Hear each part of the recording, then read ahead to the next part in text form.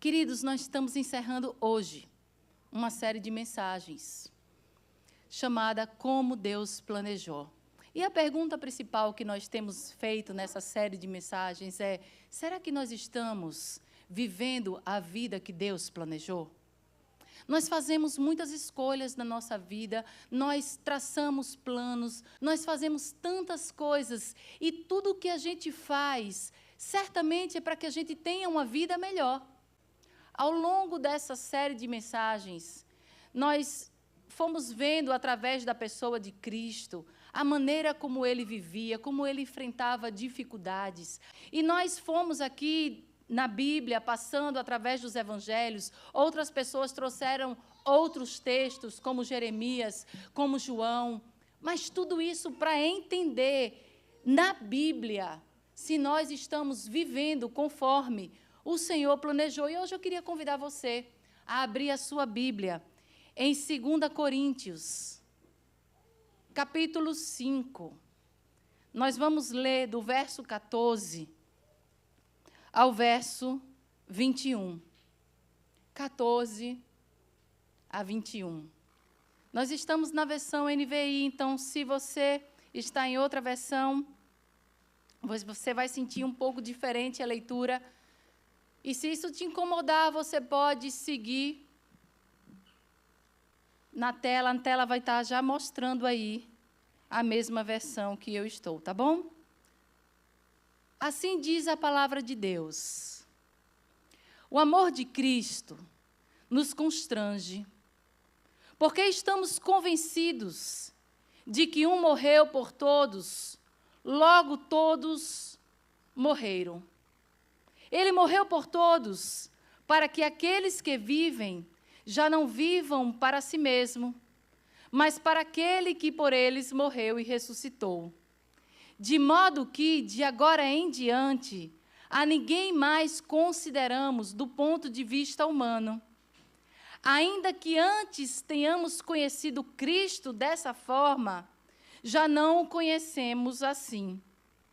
Portanto, se alguém está em Cristo, é uma nova criação. As coisas antigas já passaram, e eis que se fizeram novas. Por isso, tudo isso provém de Deus, que nos reconciliou consigo mesmo por meio de Cristo, e nos deu o ministério da reconciliação. Ou seja, que Deus em Cristo reconciliou consigo o mundo, não levou em conta as transgressões dos homens e confiou a nós a mensagem da reconciliação. Portanto, somos embaixadores de Cristo e Deus faz seu apelo por meio de nós. Por amor a Cristo, suplicamos, reconciliem-se com Deus. Pois foi por nossa causa que Deus tratou como pecador aquele que não tinha pecado, para que nele nos tornássemos justiça de Deus. Senhor, mais uma vez nos dirigimos à Tua presença, meu Deus, pedindo que o Senhor fale conosco nessa noite. Muda a nossa mente, muda o nosso coração, transforma, nos dá um novo entendimento, nos dá revelação da Tua palavra e da Tua vontade para as nossas vidas. Assim nós oramos e agradecemos em nome de Jesus. Queridos, quando você lê essa perícope, essa parte do texto, que são as palavras de Paulo à igreja de Corintos, nós conseguimos enxergar uma repetição que chama a atenção, que é a palavra Cristo. Nós lemos apenas 8 versos, e dos 8 versos que nós lemos, de maneira direta ou de maneira indireta, existe a menção de Cristo por 13 vezes. De maneira direta, Paulo fala Cristo, de maneira indireta, ele fala por ele, nele.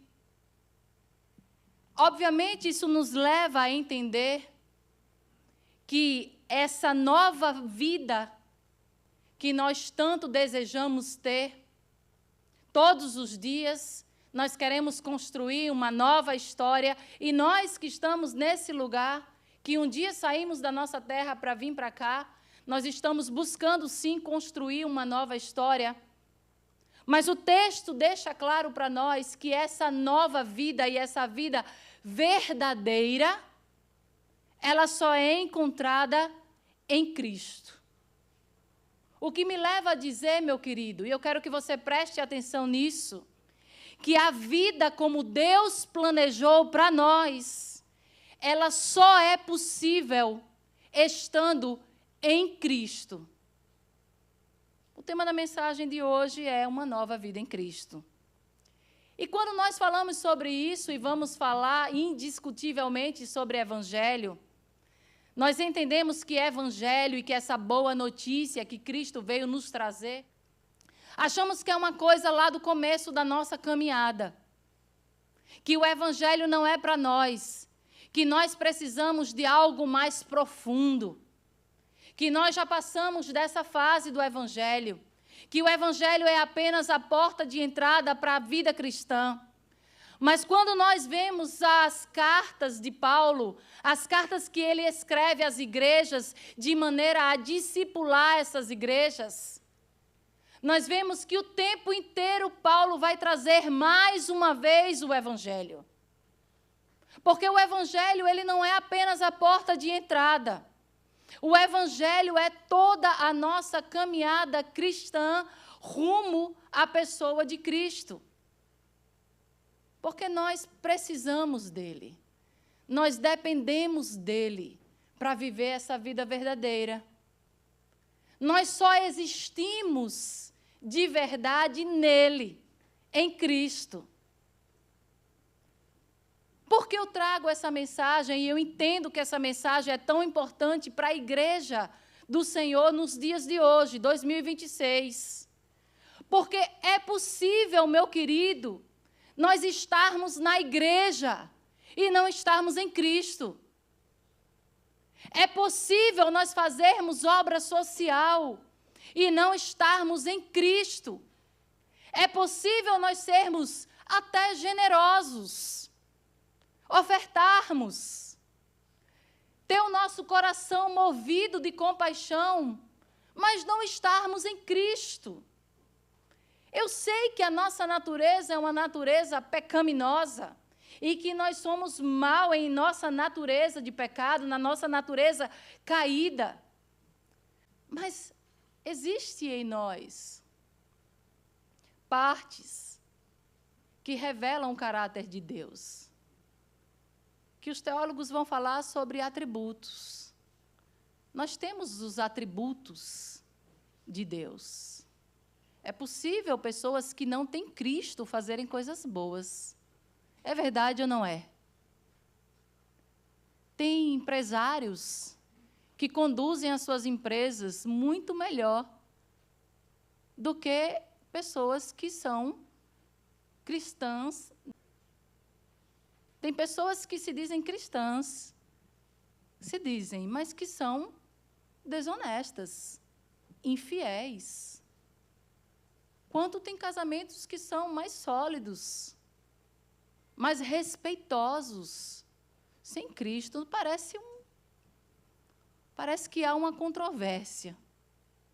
Mas o que eu quero deixar claro essa noite é que o fato de você estar na igreja, ou alguém estar na igreja, não significa um absoluto que a sua vida está em Cristo. Quantas vezes fazemos o apelo? Pessoas chegam à frente e continuam vivendo exatamente a mesma vida que tinham antes de Cristo, ou antes de publicamente fazerem uma decisão por Cristo.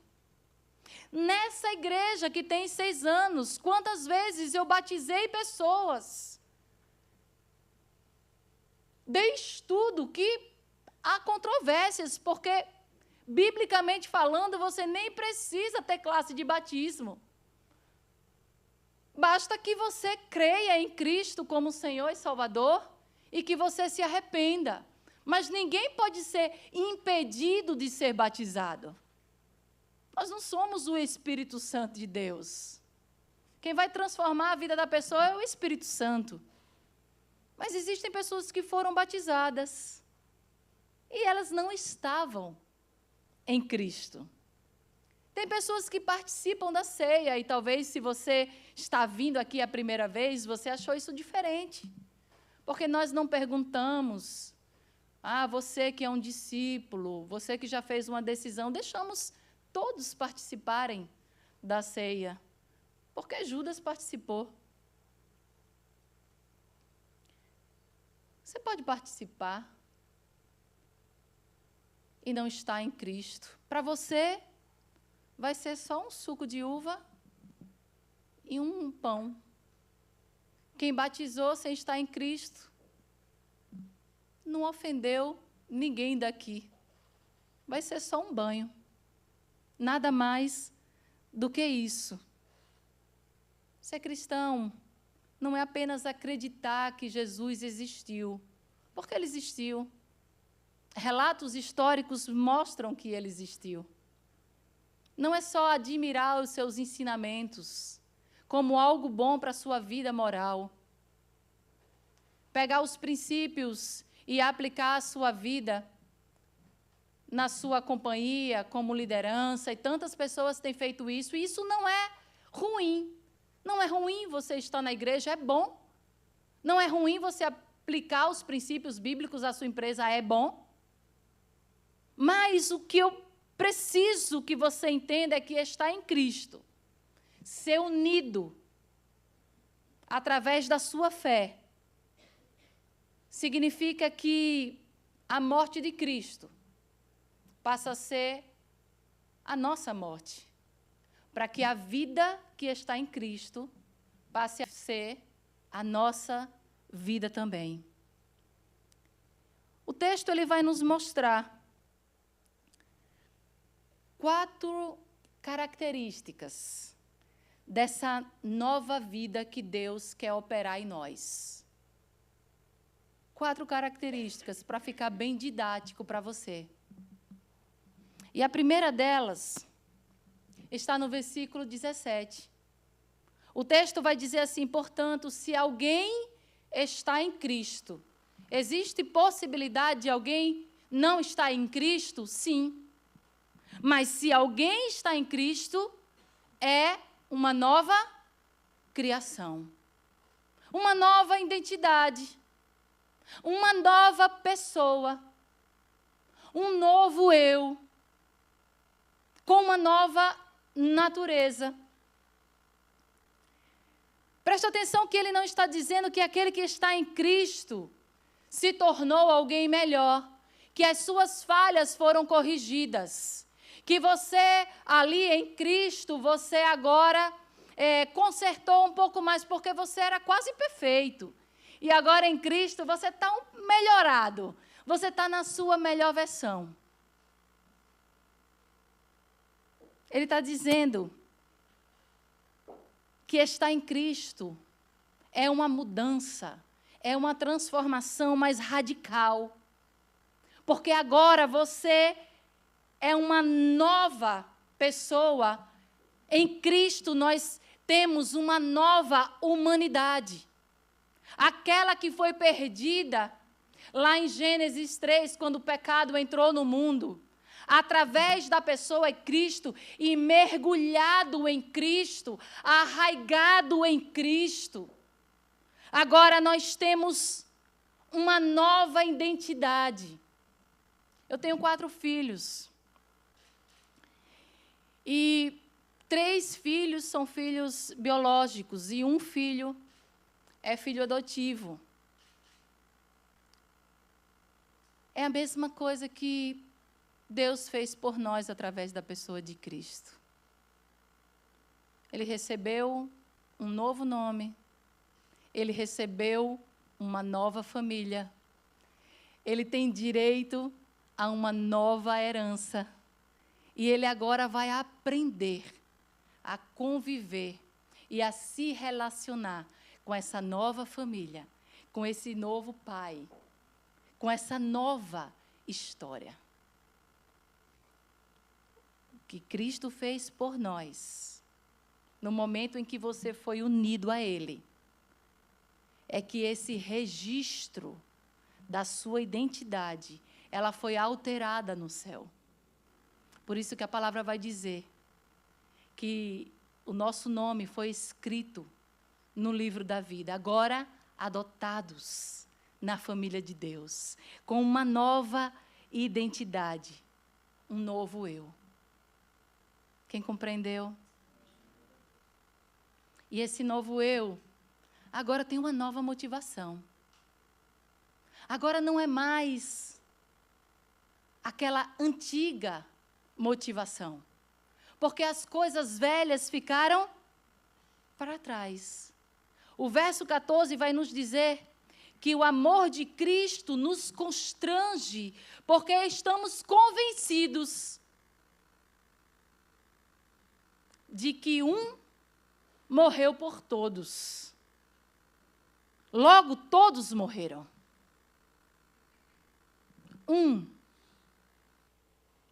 Algumas vezes nós entendemos que é injusto.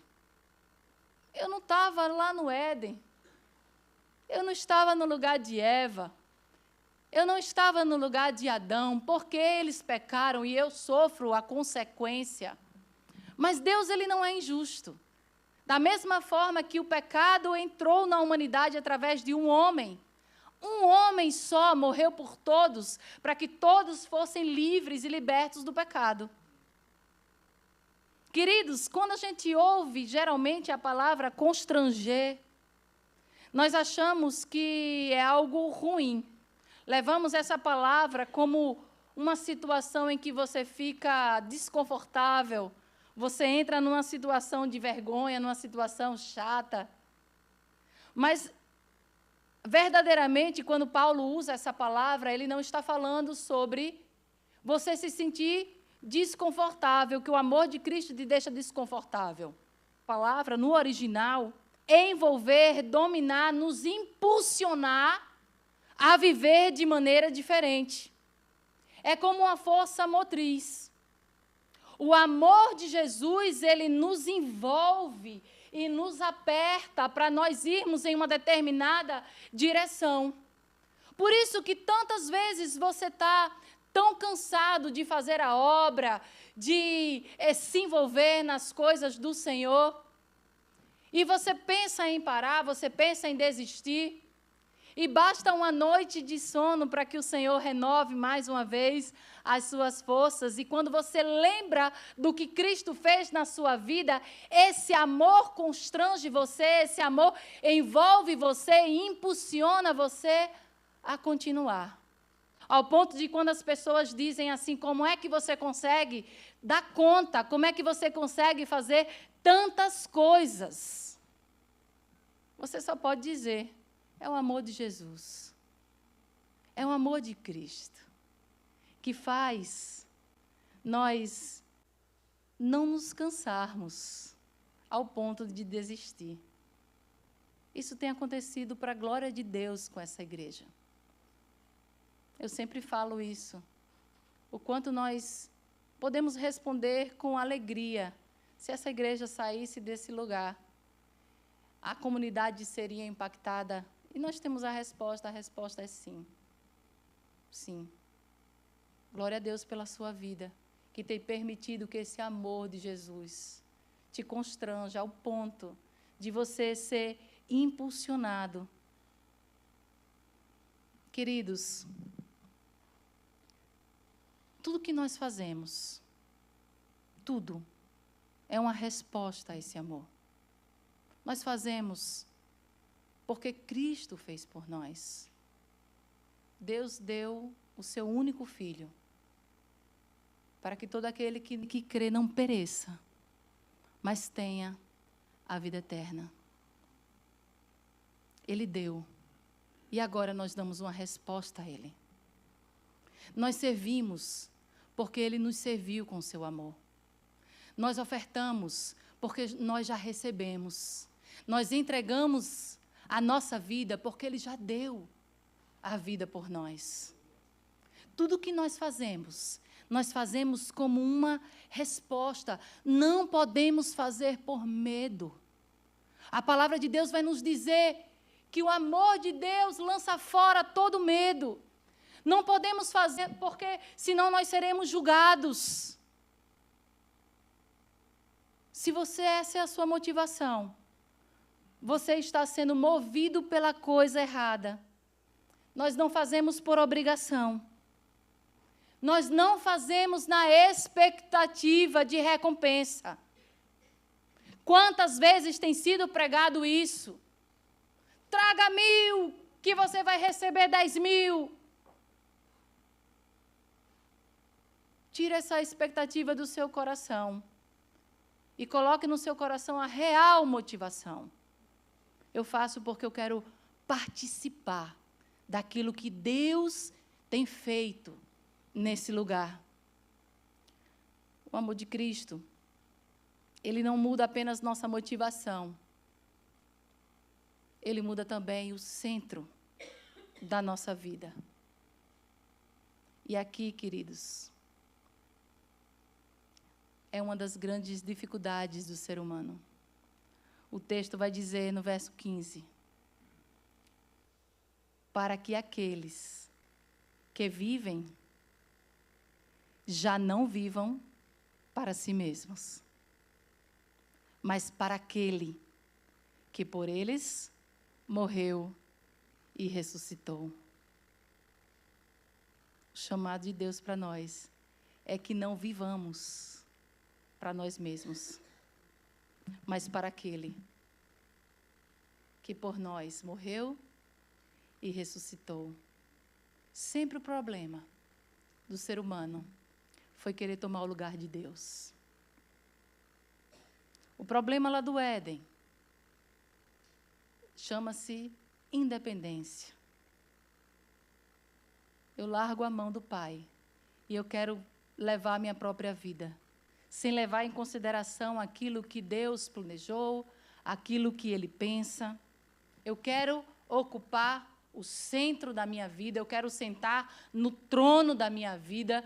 E todo mundo e toda a ideologia nos impulsiona a colocarmos esse eu no centro. Desde pequeno, nós somos encorajados, nós somos estimulados a seguir o nosso próprio coração, a fazer os nossos próprios planos, a construir a nossa própria história. E quando alguma coisa atrapalha os nossos planos, nós damos um jeito de fazer prevalecer a nossa vontade. Interessante é que nós oramos pelos carros que passam no food drive. E uma das pessoas, ao longo desse um ano, tem um ano que nós fazemos o food drive, uma das pessoas fala assim: eu quero pedir para que os meus planos sejam concretizados. E eu perguntei: mas será que os seus planos são o melhor para a sua vida? Será que, se a gente pedir a Deus para que Ele dê o carimbo dele de aprovação naquilo que nós planejamos, é o melhor realmente para nós? Você precisa entender que você tem uma mente limitada. Veja, nós não sabemos o que vai nos acontecer daqui a 5 minutos. Nós não sabemos o que vai acontecer se Deus nos der o sim que tanto nós queremos. E conversando essa conversa com a pessoa, ali no carro, naqueles 3 minutinhos que nós temos, eu falei: e será que Deus quer o que você quer? A pessoa completou e disse assim: eu espero que sim.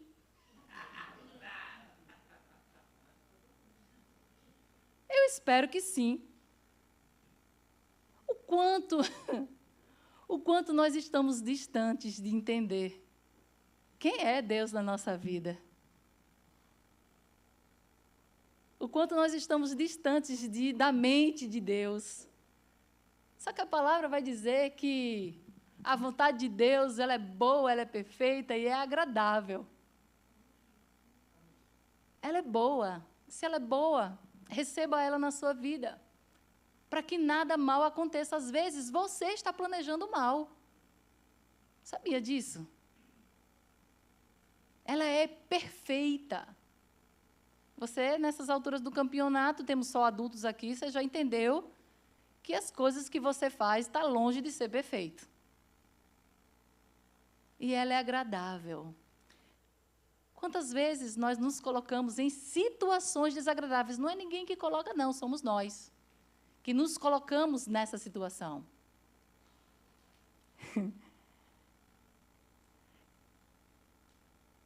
Sabe, quando nós compreendemos que a nossa vontade e os nossos planos são melhores do que os planos de Deus, e quando as coisas não acontecem do jeito que nós traçamos, nós costumamos ficar frustrados com o Senhor.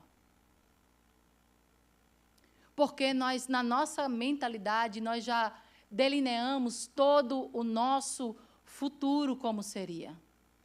Mas confie. Se você confiar que a vontade de Deus ela é boa, ela é perfeita e ela é agradável para a sua vida, você vai compreender que a melhor coisa que nós fazemos é sermos governados pelo Senhor. Essa nova vida, ela tem um novo Senhor, um novo governo. Alguém que governa. Alguém que a gente sai do lugar de centro e diz, Senhor, toma o teu trono.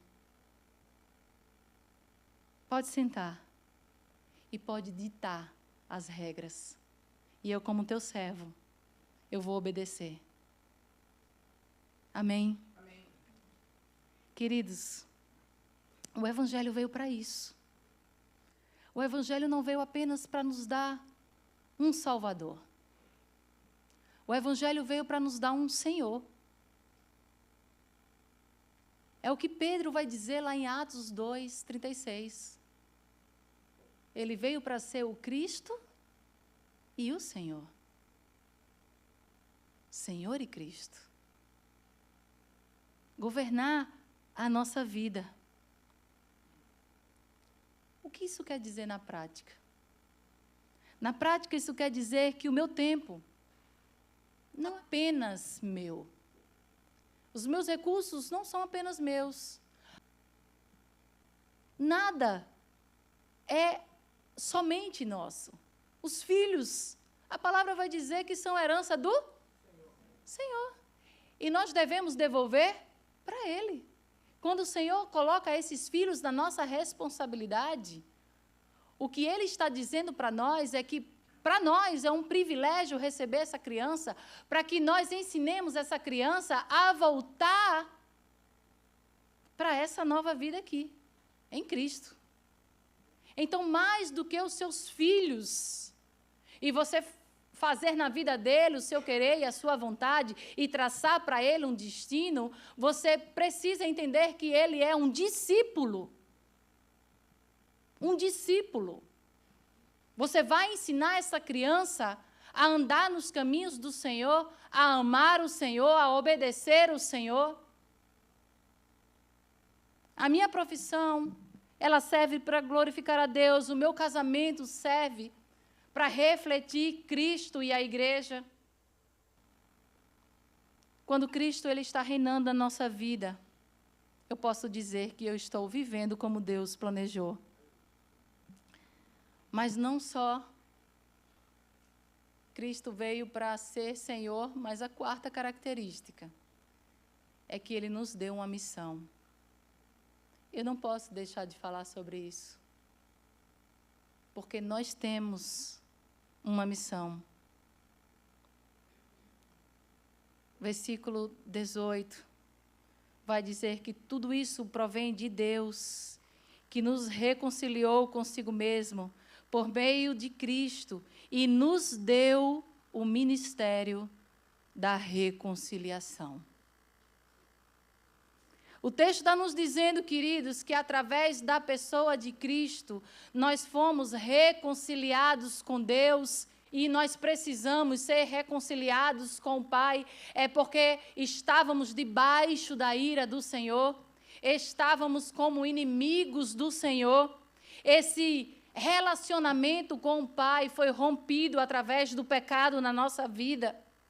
Não foi Deus que se afastou do homem, mas foi o homem que se afastou de Deus. Porém, em toda a Bíblia, nós vemos um Deus que não tem culpa nenhuma, amando o homem de tal forma que ele busca um caminho, ele busca um meio para se reconciliar mais uma vez com esse homem.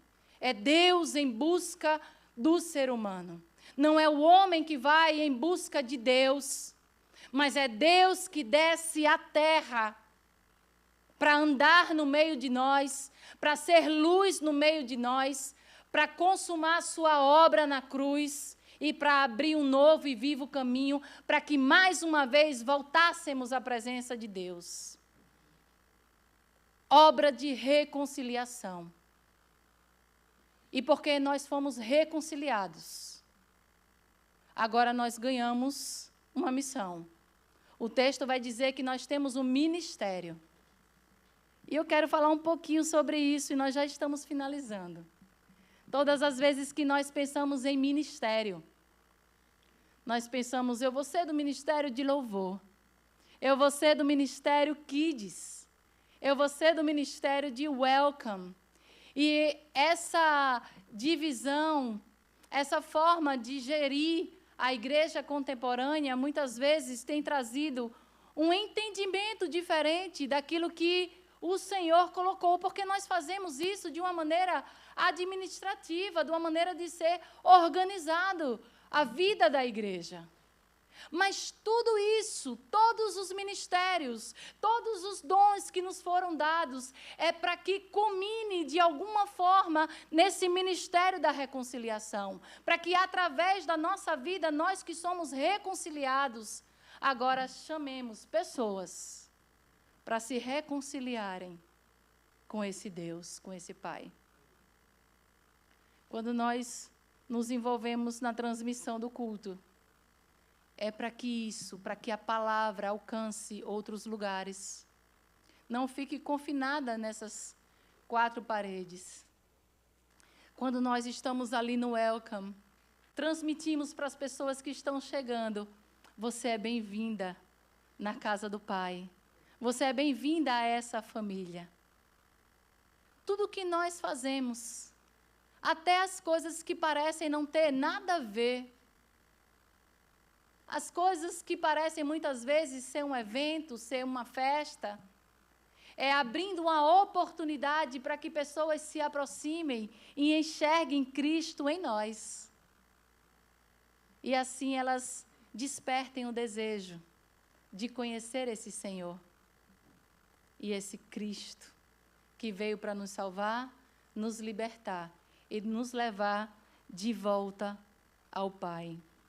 Você sabe, querido, você que está aqui essa noite, você que vai assistir essa mensagem depois, Deus está chamando você para fazer parte desse ministério de reconciliação. Deus, ele poderia anunciar o evangelho de qualquer forma. Poderia usar anjos. Ele não precisava da participação do homem, mas aprove ao Senhor usar a nossa vida para que nós chamemos pessoas à sua presença. Cada cristão, cada um de nós. Achamos muitas vezes que essa é uma tarefa do pastor, da pastora, dos líderes. Cada um de nós foi chamado para esse ministério da reconciliação.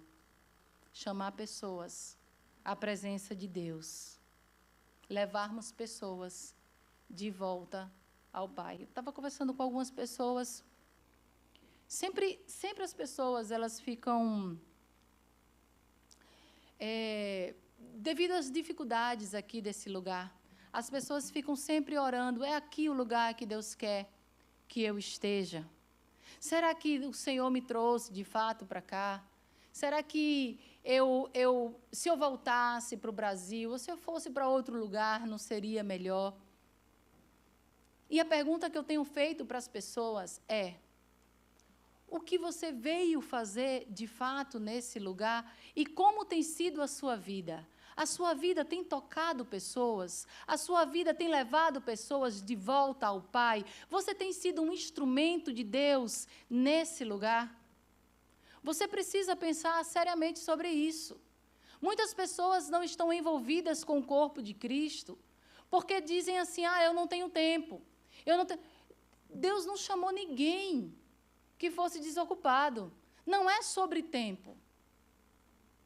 Não é sobre recursos, é sobre estar em Cristo. E quando você está em Cristo, de uma maneira sobrenatural, você vai sendo compelido, você vai sendo constrangido a fazer essa obra. E a obra é somente uma. Toda a igreja tem uma única missão, que é fazer discípulos. Só existe essa. A gente pode mudar as palavras, mas a missão da igreja é fazer discípulos. Pessoas se arrependam, pessoas creiam, pessoas vivam uma vida transformada. Eu queria convidar você já a ficar de pé. Antes de fecharmos, eu quero deixar algumas perguntas para que você possa pensar, que você saia desse lugar de maneira reflexiva, ainda na presença do Senhor. O que realmente tem movido as suas escolhas nos últimos meses? Nós somos colocados em situação de fazermos decisões todos os dias. Qual é o ponto em que você define se isso é ou não é a vontade de Deus? Qual tem sido a sua motivação? Todos os dias, quando você acorda, a sua motivação é as contas para pagar? Senão, nem da cama você sairia? Qual é a motivação de você fazer o que você faz? Qual é a sua motivação de construir uma família? Qual é a sua motivação de você se engajar no ministério? Qual é a sua motivação? Isso é tão importante para os dias de hoje. Qual é a sua motivação de construir relacionamentos? É baseado naquilo que você pode ganhar através daquele relacionamento? Qual tem sido a sua motivação? Qual é a área da sua vida que precisa se render ao senhorio de Jesus, ao governo? Muitas vezes nós dizemos, Senhor, a minha vida é tua, só não toca nessa área.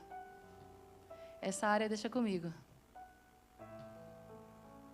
Essa área pode deixar, que eu resolvo. Cristo nos quer por inteiros. Ele sabe melhor do que nós. Você tem cumprido a missão que Jesus te entregou, de ser um reconciliador? Queridos, eu queria terminar essa série de mensagens não chamando você para ser uma pessoa melhor, mas chamando você para estar aos pés da cruz. Foi na cruz que a nossa história começou. Foi porque Cristo, por amor a nós, obedeceu ao Pai. Ali começa a nossa história. Sem a cruz, estaríamos condenados e não teríamos a possibilidade de ter essa nova vida em Cristo. Mas foi na cruz que nós morremos para o nosso velho eu e nós ressuscitamos para um novo eu, uma nova identidade, uma nova missão, uma nova motivação e um novo Senhor. Eu queria convidar você a fechar os seus olhos para que nós orássemos juntos.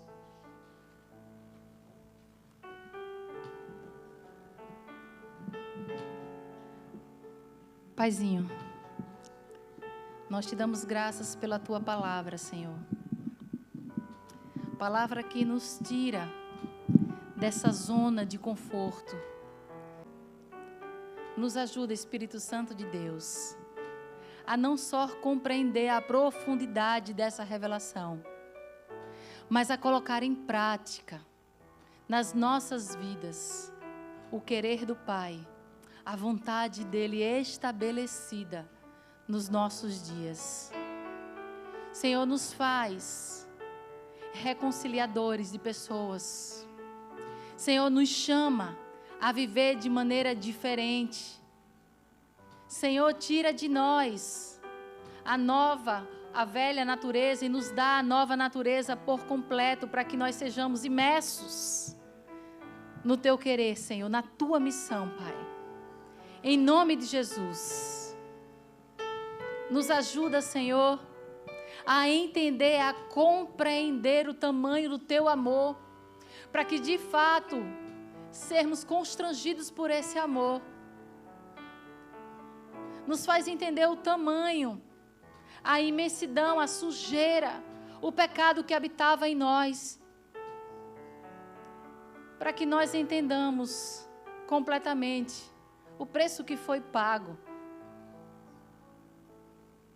Espírito Santo de Deus, eu te peço, esteja com cada um dos meus irmãos, que hoje seja um dia de recomeço, o dia de uma nova história com o Senhor, não mais na igreja apenas, não mais na obra social apenas, não mais como alguém que tem uma visitação dominical, mas como alguém que está em Cristo. Que esse amor guie as nossas vidas, que esse amor transborde, flua para outras pessoas. Só desse jeito seremos melhores pais, melhores amigos, mais fiéis à Tua obra. Assim nós oramos, entendendo que é o Senhor quem faz na nossa vida. Em nome de Jesus. Amém, amém.